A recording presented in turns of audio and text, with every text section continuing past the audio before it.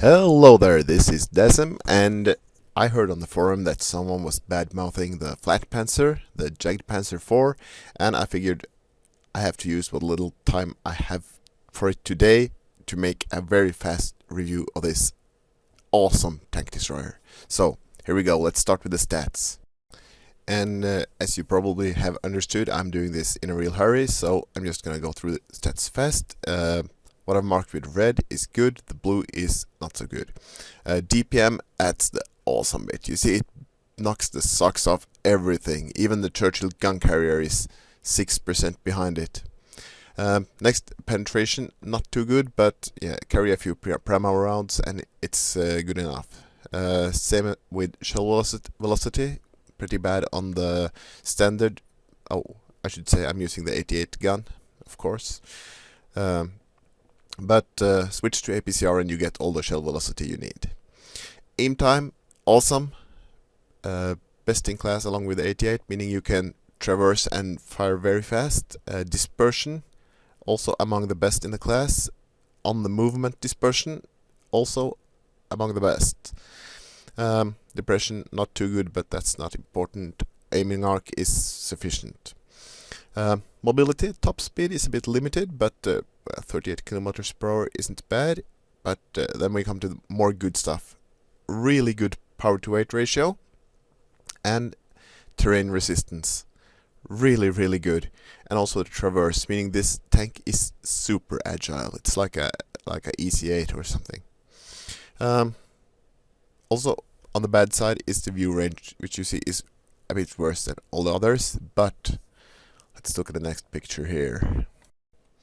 Now, what you're seeing here is camo values, and I should point out these are for World of Tanks PC, but as a general rule, it's the same in Blitz. And as you can see, among the tier 6 tank destroyers, no one has better camo than the JagdPanzerIV. I've also added in the light tanks from tier 6, and as you can see, even the green one is stationary, yellow is on the move, and red is firing. And you can see even on the move, the JagdPanzer matches the light tanks for camo. And on the lower right side, we have some heavy tanks, and you can see even when it's firing, the JagdPanzerIV matches the camo of a stationary heavy tank. That's how good camo it has. So that's one of the biggest strengths of this tank. Now, this tank doesn't have much armor, but also it's not like a toaster or awsome or something. It has some. And you see, this is a VK28 shooting at it with the AP ammunition, and if you're inside a bush, you will get a lot of lucky bounces. Some tanks like the MT25 also have trouble against it with the premium ammo. Lower tier tanks can have a bit problems getting through the front of it, but for most tanks, if they load primo, it's going to look like this. And still, if you keep your distance, you will get a lot of bounces of that gun mantlet, because you're such a small target. People are aiming for the center of mass, and well, that's where your gun mantlet is. So the armor is useful. So to get some footage to support my claims here, I went out and played a few matches, and third battle was a mastery. First two, well, it was Himmelsdorf, and I did okay in them, but this one is the one I want to show, obviously. Well, and the reason it's so easy to get a mastery in is because it's such a misunderstood tank. People aren't confident enough in its abilities, in the camo, in the DPM. Okay, so we're on Rockfield. Most of our heavies went towards base A, and I'm going towards base C because I can see I have at least one tank with me. Unfortunately, that's not going to last, so I'm alone here, and I have a bush. It's me and the bush is my friend. We will work together. Okay, I'm trying to conceal myself as good as I can. I'm sitting still. I'm letting camo set binos, and there is no one here. But well, there's a base here. Someone is bound to come along. Looking around a bit, and oh wait, there's a Stug. Putting one shot into his side, and you see we're taking about a quarter of his health. One shot, big alpha damage.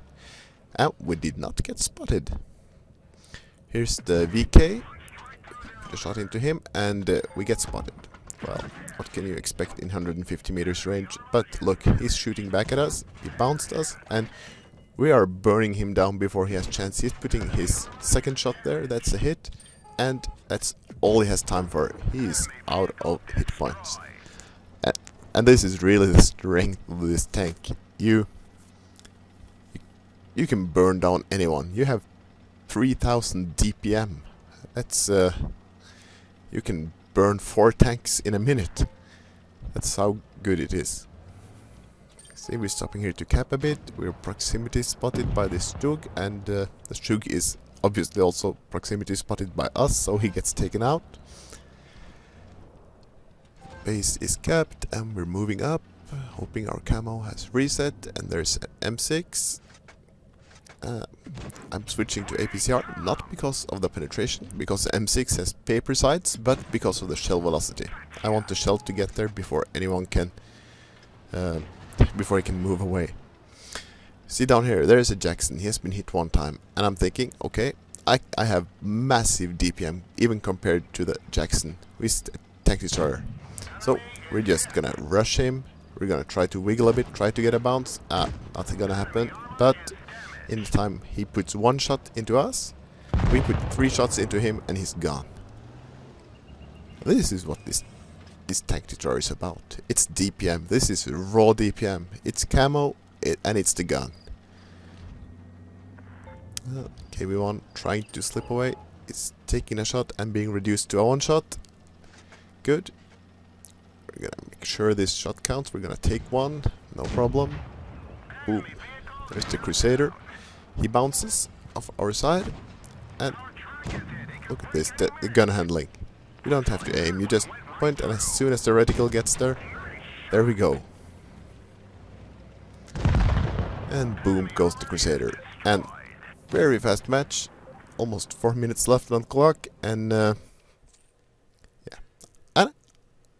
And well, 2653 damage, high caliber, top gun, mastery. Even made a few credits. So I hope this has convinced you all that the JagdPanzer IV is really one of the best tanks in game. So this has been a micro review by Dassem. Thanks a lot for watching, and I'll see you again later. Goodbye.